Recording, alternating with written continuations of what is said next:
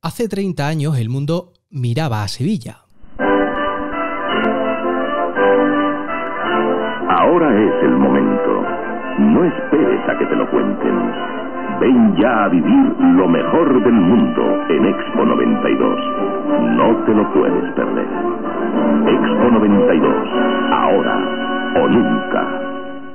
Así se nos anunciaba y así empezaba. Queda inaugurada la Exposición Universal de Sevilla. El rey Juan Carlos ha inaugurado la Exposición Universal de Sevilla con un discurso en el que se mostró orgulloso de que España haya sabido superar un reto tan difícil como la Expo 92. En el momento de finalizar el discurso del rey, las 12:15 del mediodía, todas las campanas de Sevilla repicaron. Han pasado 30 años de aquella Sevilla de 1992 y la Expo que fue. Hablando en andaluz, el podcast que pone el acento en Andalucía. Con una rigurosa puntualidad, la Expo de Sevilla quedaba inaugurada el 20 de abril de 1992. Recordada y añorada, la muestra universal puso a la ciudad andaluza ante los ojos de todo el mundo, proyectando modernidad y mirando al futuro. Futuro que ya ha llegado, porque han pasado 30 años y hoy nos preguntamos qué queda de aquella Expo que debía cambiar para siempre Sevilla. ¿Lo consiguió? ¿Cuál fue su legado?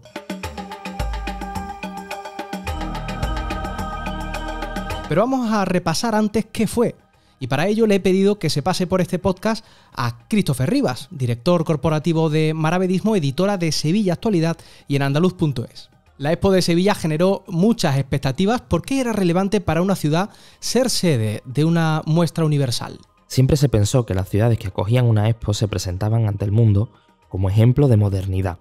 En 1983, Sevilla fue designada, junto a Chicago, como sede de la muestra universal. Pero solo 2 años después, Chicago renunciaba por problemas organizativos. Quedaba entonces Sevilla como única sede para 1992, 500 años después del descubrimiento de América. Por eso tuvo como lema la era de los descubrimientos, y acabó siendo un éxito de público, hasta el punto que la Oficina Internacional de Exposiciones la declaró la Expo del siglo, y un modelo a seguir para las que vinieron después en todo el mundo. ¿Cuáles fueron sus cifras? Estamos hablando de una Expo de más de 6.000 millones de euros al cambio, ya que se pagó en peseta. Participaron en ella 112 países, tuvo 98 pabellones y más de 650.000 metros cuadrados construidos en una zona entonces baldía junto al centro de Sevilla, la isla de la Cartuja. La muestra sumó 15 millones y medio de visitantes y el evento fue contado por 24.000 periodistas de 86 países diferentes. También pudo verse en 700 televisiones de todo el mundo. La visitaron 77 jefes de Estado o de Gobierno y 227 ministros. Hasta su clausura, el 12 de octubre, fueron 176 días con hasta 55.000 espectáculos y actividades culturales y conferencias de una docena de premios Nobel. Por cierto, la entrada costaba 1.000 pesetas, lo que hoy serían 6 euros. ¿Qué queda hoy de todo aquello? Lo más evidente son las infraestructuras. Se construyeron 7 nuevos puentes en Sevilla para cruzar al otro lado del río y se rehabilitaron las márgenes del Guadalquivir. Renfe puso en circulación su primer tren de alta velocidad, el AVE a Sevilla. Se rehabilitaron monumentos como el Monasterio de la Cartuja y el Palacio de San Telmo. Fueron 63 grandes proyectos que incluyeron iglesias, conventos, casas-palacios, hospitales, murallas y hasta un teatro romano. Pero la muestra, que tuvo Sevilla como corazón, permitió un plan de inversiones en toda Andalucía. De hecho, la entonces Nacional Cuarta se convirtió en autovía entre Sevilla y Madrid, y también la 92 entre Sevilla y Granada. El Plan Andalucía 92 se plasmó en inversiones como la Rambla de Belén en Almería, los palacios de exposiciones de Granada, Cádiz y Sevilla, la variante sur de Jaén, los nuevos accesos a Huelva o el recinto ferial de Córdoba, por ejemplo. Pero también los eventos plagaron esa Andalucía con motivo del 92. La exposición de Picasso en Málaga, que abriría la puerta al futuro museo, o la exposición Al-Ándalus en Granada junto al Metropolitan de Nueva York. La Bahía de Cádiz acogió el Mundo Vela 92, y también se construyó el Foro Iberoamericano de Huelva. Un patrimonio material que entiendo se vería complementado con otro inmaterial. En aquella Expo 92 hubo conocimiento pionero, como el microclima, que podría decirse que se inventó en Sevilla, con la icónica esfera bioclimática que lanzaba agua micronizada. También quedó en el recuerdo el Palenque, un gran auditorio climatizado con agua y con fuentes que permitía que la mezcla de agua y brisa diesen como resultado una más que aceptable temperatura con escaso consumo energético. De hecho, en esa línea se trabaja ahora en el proyecto Canat Cartuja, que pretende recuperar algunas de estas avenidas con la sostenibilidad como bandera. Y no sé si como patrimonio inmaterial, pero sin duda como memoria colectiva de la Expo 92, nos dejó recuerdos innumerables. De entre ellos te destaco dos, Antonio. El primero son las noches alrededor del lago con su enorme espectáculo nocturno, donde la protagonista era el agua en forma de pantalla gigante sobre la que se proyectaban luces, formas y figuras, y al que ponía fin el icónico globo terráqueo de la Expo que sirvió de logo a la muestra. Y si hay una imagen en la memoria colectiva de los que vivimos aquello, y también de los que no, es la figura de Curro, aquella mascota blanca con pico y crestas de colores y patas de elefante que enamoró a grandes y pequeños. Tanto es así que 30 años después Curro sigue en el imaginario colectivo y en el corazón de muchos de nosotros. Me queda preguntarte qué se aprovechó y qué no de todo esto. Pues depende de a quién le preguntes, te dirá que mucho o que poco. Pero lo cierto es que hoy gran parte de las 215 hectáreas del recinto de la Expo conforman un parque científico y tecnológico, el de la Cartuja, sede de cientos de empresas e instituciones. Y de esto también hay datos, Antonio. Casi 24.000 personas trabajan a diario aquí en alguna de sus 536 entidades. Su actividad económica se cifra en casi 3.000 millones de euros al año. El Parque Científico y Tecnológico Cartuja es el primero de Andalucía y en él se genera en torno al 2% del Producto Interior Bruto andaluz. Sin embargo, también hay que señalar que uno de los aspectos que más llama la atención es el estado de decadencia y abandono en el que se encuentran algunas de sus zonas. Especialmente algunos de sus espacios públicos o zonas comunes, como parte del canal de la Expo, que quedó inservible tras las obras para hacer Isla Mágica. Parque temático este que se puso en marcha en una parte del recinto de la Expo, junto al Lago de España, que hubo que reformar notablemente. Otras zonas no corrieron tanta suerte, como las antiguas estaciones del monorraíl y el telecabina, infraestructuras de transporte que no se han conservado. Con todo, la regeneración urbana y su integración con la ciudad de Sevilla forman parte de esa asignatura pendiente de la capital andaluza. Gracias, Christopher.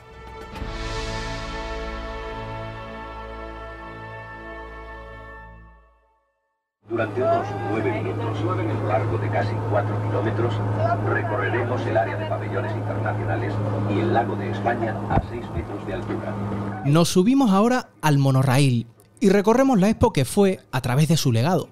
La Asociación Legado Expo Sevilla viene luchando por la protección y difusión de la memoria de esta muestra universal del 92. Jaime Sierra es su secretario. Jaime, ¿qué tal? ¿Qué hay? Buenos días, Antonio.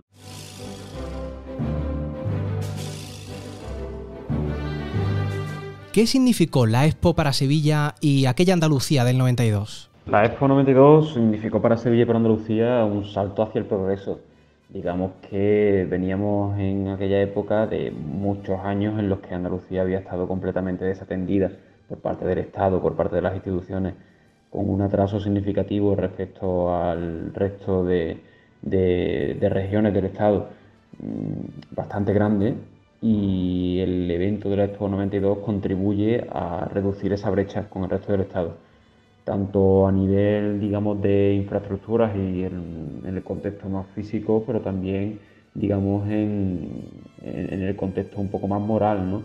En la percepción que tenían los andaluces de sí mismos y en ser conscientes de que Andalucía y Sevilla, ¿por qué no?, podían estar a la altura de cualquier gran ciudad, no digamos ya del Estado, sino europea, para organizar grandes eventos y para estar a la altura de grandes retos. Y la Expo 92 fue un éxito en ese sentido, que abrió las puertas, digamos, de la comunidad para muchos eventos, para muchas cuestiones que estarían también por venir en el futuro. Y se demostró en el 92 que Sevilla y Andalucía podían estar a la altura perfectamente de grandes eventos, sin ninguna duda. ¿Qué legado nos deja 30 años después? El principal legado que nos deja la Expo 92 30 años después es principalmente el Parque Científico y Tecnológico de la Cartuja. Hay que tener en cuenta que el 10% del Producto Interior Bruto de la ciudad de Sevilla se genera allí, que da trabajo a decenas de miles de personas y trabajo que por otra parte es bastante especializado en el sector tecnológico y de servicios tecnológicos, ¿no? que eran sectores o cuestiones en las que la ciudad antes del 92 no era puntera ni prácticamente existía. Ese es el principal legado. También tenemos que tener en cuenta, por supuesto, toda la transformación urbana que tuvo lugar alrededor de la Expo 92, digamos, en Sevilla. Había barrios que estaban desconectados y un sistema de rondas y avenidas que llegó en aquel 92 que antes no existía y que contribuyó a organizar la ciudad y a sentar las bases para su crecimiento y su desarrollo en los años sucesivos. Igualmente, también para la vertebración territorial de Andalucía es innegable, es decir, que el 92 contribuyó a traer la alta velocidad ferroviaria a Andalucía, que empezó con la Sevilla-Córdoba-Madrid, pero que gracias a esta infraestructura posteriormente han podido disfrutar de la alta velocidad Málaga y más recientemente Granada. Es gracias al empuje del 92 que se decide por realizar estas inversiones en Andalucía en lugar de hacerlas en otras zonas del Estado donde quizá otro tipo de inversiones similares ya se habían desarrollado anteriormente, reduciendo esa brecha con el resto del Estado que existía y que tanto margen dejaba Andalucía para el crecimiento y para el desarrollo. ¿Hemos sabido aprovechar todo lo que se levantó para la celebración de esa muestra universal? Era muy difícil aprovechar todo lo que se levantó para la exposición universal. Quizás la queja que hubo más en la Posexpo en los primeros años fue la tardanza a la hora de aprovechar todo esto. El Parque Científico y Tecnológico, por ejemplo, no empezó a tomar vuelo hasta bastantes años después. Y hay infraestructuras del 92 que quedan en la memoria de la ciudadanía como elementos que no se llegaron a aprovechar en ningún momento, como por ejemplo el sistema de telecabinas o el monorail. Pero sí que la herencia del 92 ha servido para poder contribuir al progreso de Sevilla y de Andalucía.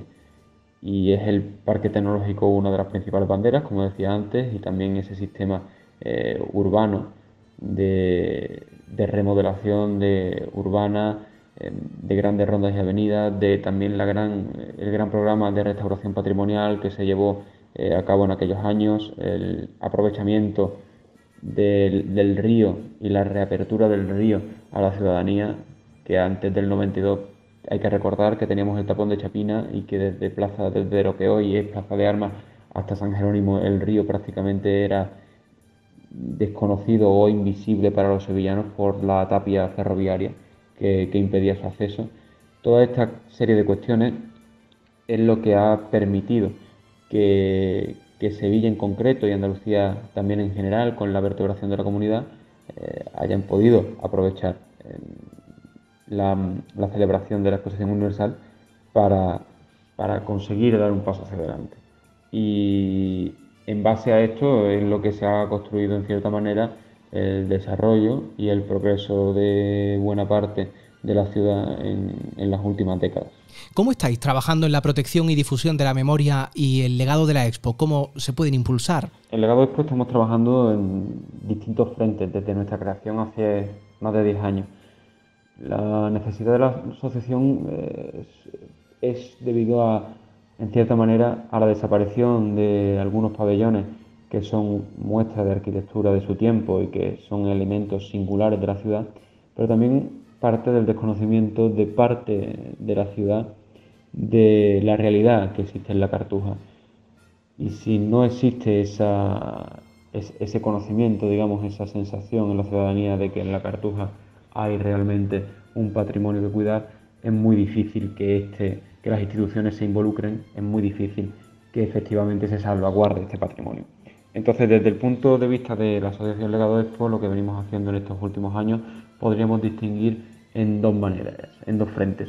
Uno es la difusión de la exposición universal y su legado, por ejemplo, a través de nuestra página web, de nuestras redes sociales, donde compartimos detalles y historias de cómo se construyó el 92, de cómo se conservó el 92, de todos los hitos que han ido pasando a lo largo del tiempo, pero también a través de visitas guiadas que realizamos 2 veces al año por el entorno de los pabellones de la Cartuja, en la que enseñamos a cientos de ciudadanos qué es lo que hay realmente en la Cartuja hoy en día, evitando esa idea tan manida y tan falsa de que la Cartuja es una isla de Jaramago.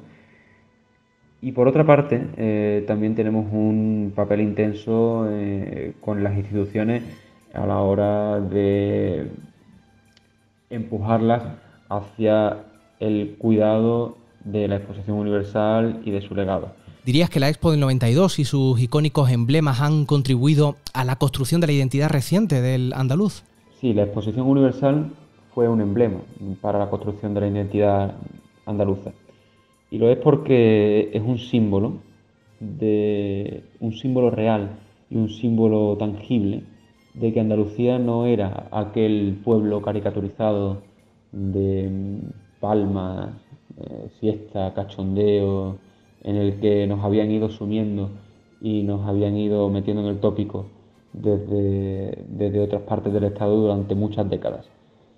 Andalucía en el 92 se dice a sí misma que es capaz de ponerse a la altura de las grandes regiones europeas, que es capaz de organizar un gran evento internacional, que es capaz de recibir con la hospitalidad que nos caracteriza a cientos de miles de visitantes de todo el mundo, y eso por supuesto tiene consecuencias en la identidad del andaluz.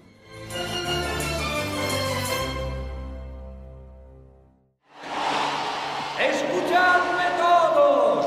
Os anuncio la llegada de un ser que reúne la bondad, la alegría y la gracia de esta tierra sin par, para que le sigáis y le améis como se merece.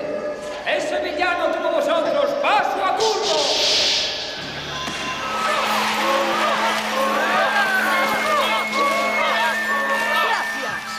¡Gracias!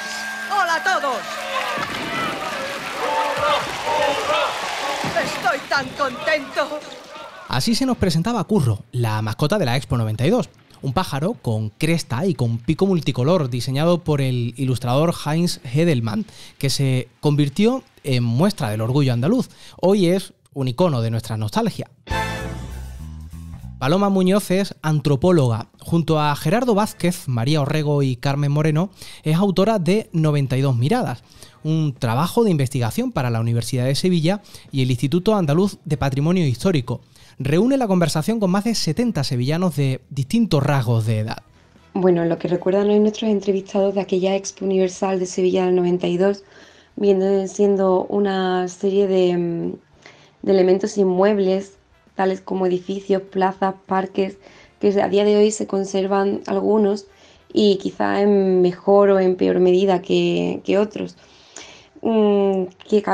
Cabe destacar quizá el pabellón de Marruecos, el pabellón de Hungría, el canal de los descubrimientos, el puente de la Barqueta, incluso el pabellón de Europa, que a día de hoy cualquiera que pase por ahí le llama la atención esos colores tan llamativos con sus banderas. Le he preguntado también a Paloma si entre las respuestas de los sevillanos nota diferencias entre unas edades y otras en cuanto a los recuerdos que tienen de la Expo. Claro que noto diferencias entre unas edades y otras. ¿Por qué? Pues porque yo diría que hay como dos tipos de personas, sobre todo la sevillana, y ahora diré por qué la sevillana, que recuerdan la Expo. Está la persona que la ha vivido, que es consciente siendo adulto de cuando se celebró y recuerda, pues eso, recuerda unos eventos bien definidos en el tiempo, cómo se organizó, recuerda cómo era el estado de esos edificios o esas celebraciones. Y luego está la persona que, como yo, nació en el 92 o próximamente a estas fechas, que obviamente pues eran bebés, no fueron conscientes en ningún momento de dicha celebración o incluso no nacieron todavía, pero que al crecer consiguieron identificar ciertos elementos de esta expo, como bien es Curro, el mejor ejemplo que podríamos decir, que es la mascota de la expo, pero que también era así, se ha convertido en un elemento identificador de nuestra cultura sevillana. Entonces, Yo creo que esas personas que como yo hemos nacido en el 92 y hemos ido apropiándonos o reapropiándonos, mejor dicho, de esa identidad sevillana, de decir que esto es Sevilla y no lo que quiere el turismo, es lo que nos diferencia de las personas que vivieron la Expo. Nosotros hemos ido identificando lo que es Sevilla.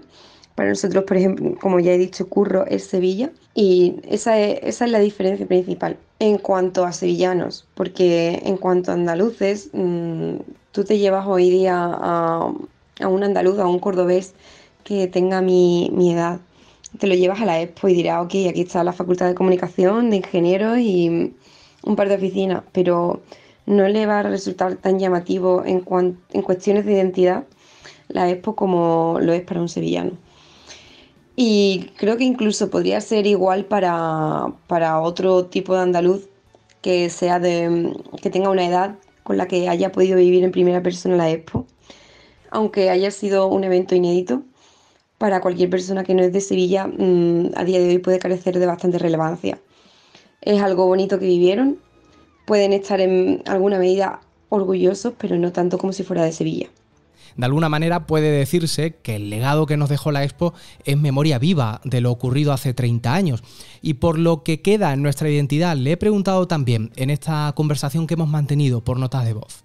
Podemos decir que reconocemos como parte de nuestra identidad el legado que nos dejó la Expo. Lo que queremos reivindicar con este proyecto que llevamos a cabo María, Gerardo, Carmen y yo, es que esas infraestructuras que nos dejó la Expo están casi en el olvido, y si no están en el olvido algunas, es que en la memoria de los sevillanos no hay facilidades para que el sevillano se acerque, lo pasee, lo viva, lo recorra, lo recuerde, con lo cual no es una memoria viva lo que es el emplazamiento y sus infraestructuras.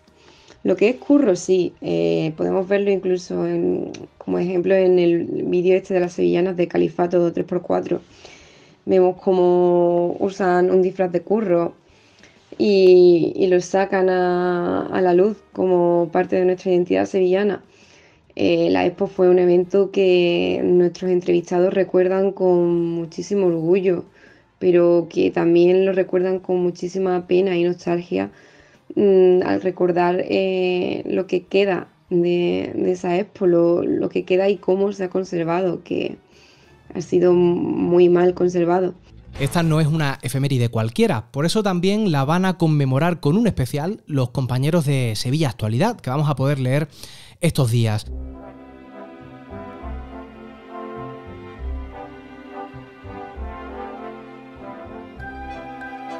Clara, ¿qué hay preparado? Tenemos preparado 10 episodios muy curiosos a propósito del 30 aniversario de la Exposición Universal del 92. Y vamos a hablar de esos pabellones. Bueno, pues vamos a mirar con una perspectiva siempre constructiva tal efeméride para intentar entender qué pasó en Sevilla en ese momento, cómo se transformó, cómo se convirtió en una ciudad vanguardista en muchísimos aspectos, el cultural por supuesto, pero a nivel científico pues todavía sigue siendo un ejemplo la bioclimatización de la isla de la Cartuja. Las artes escénicas, ahí tenemos el Teatro Central, tenemos el Museo de Arte Contemporáneo, también encontraron un hueco peculiar en esta Sevilla tan a veces arraigada en su propio folclore, ¿no? Entonces, bueno, la Exposición Universal nos demostró que hay muchas Sevillas y que esa puntera, esa de vanguardia, pues también existe y se ha incorporado a nuestro folclore, como no. La simpática mascota imagino que también merecerá parte de este especial. Por supuesto, hablaremos de Curro, de la mascota, que seguro que todos recordamos, los que estamos ahora mismo entre los 30 y los 40 años, algún llavero, alguna pegatina, alguna carpeta de Curro tenemos por ahí.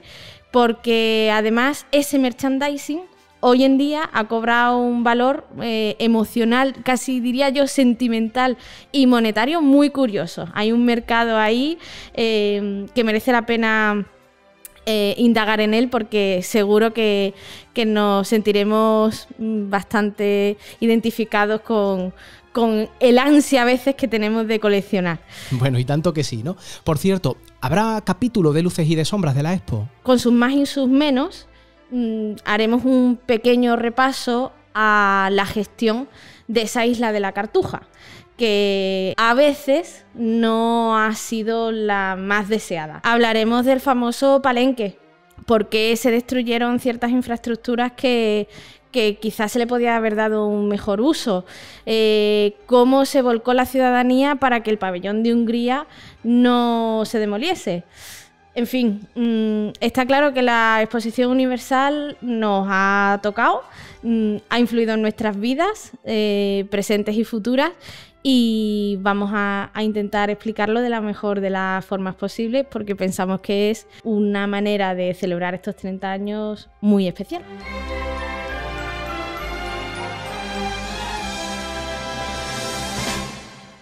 En 2024, la Copa de América de Vela de Málaga, que aspira a ser sede también de una Expo en 2027. En 2031, el sueño de la capitalidad europea de Granada. Y en 2029, el centenario de la Exposición Iberoamericana de Sevilla. Por delante, un horizonte de grandes eventos que aspiran a todo, a la transformación y a la modernidad, al progreso y a la proyección de futuro. Pero a veces se nos olvida que los grandes proyectos no son un fin en sí mismos, que solo son un medio. Un medio para atraer inversión, para resolver problemas históricos y para dar un impulso decidido a lo que de otra manera no ha conseguido hacerse hasta ahora.